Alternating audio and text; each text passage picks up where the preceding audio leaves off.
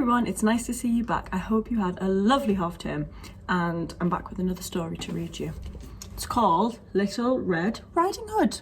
Our topic this term in school is traditional tales, so we're reading lots of stories this term about Little Red Riding Hood, Jack and the Beanstalk, what else, Three Little Pigs, Goldilocks and the Three Bears, lots of stories like that. So this is the one we're reading this week, so I'm going to read it for you now. Little Red Riding Hood.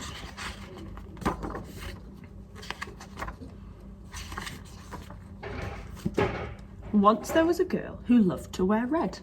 She had red shirts and red skirts, red shoes and a fabulous bright red cloak. Her name was Little Red Riding Hood. Early one morning, Little Red's mother picked up a basket. "I have a very special job for you," she told Little Red. "Granny is feeling poorly. Will you take her this fresh fruit?" "Of course," cried Little Red, and she put on her favourite cloak and kissed her mother goodbye. Off she goes. It was a bright sunny day. Little Red skipped through the woods. "Good morning," she called to the rabbits and the deer. "I'm bringing Granny a special surprise."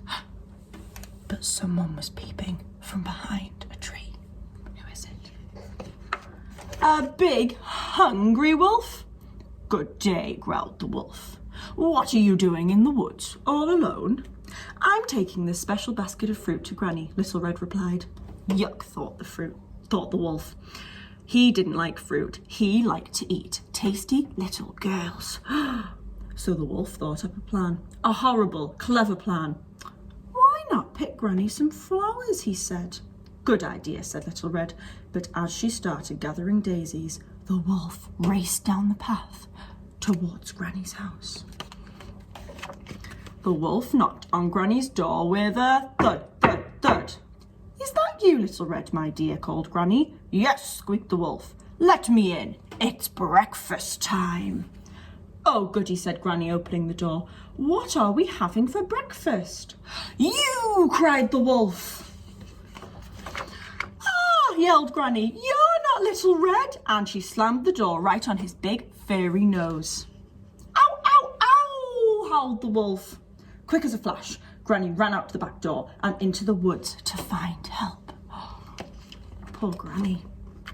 "Horrid old Granny," the wolf growled, rubbing his nose. But now he could put his plan into action. What's he doing there? What's he putting on? Who's he going to pretend to be? So when Little Red knocked, tap, tap, tap, on Granny's door, it was a deep, scratchy voice that answered, "Come in, my dear." Little Red walked into Granny's bedroom and stopped in surprise.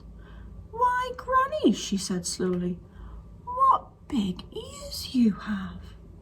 "The better to hear you with, my dear," croaked the wolf. "And Granny," Little Red said carefully, "what big, hairy arms you have."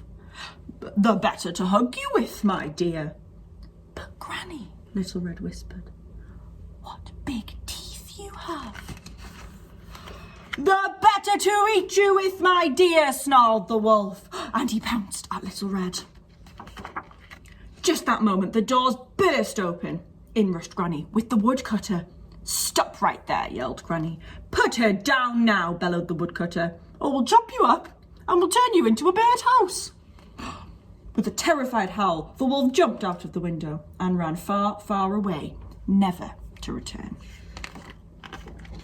Little Red hugged Granny tight. "I'm so glad you chased that wolf away," she said, and she gave Granny the basket of fruit. "What a day of excitement," laughed Granny. "Now, let's all have breakfast."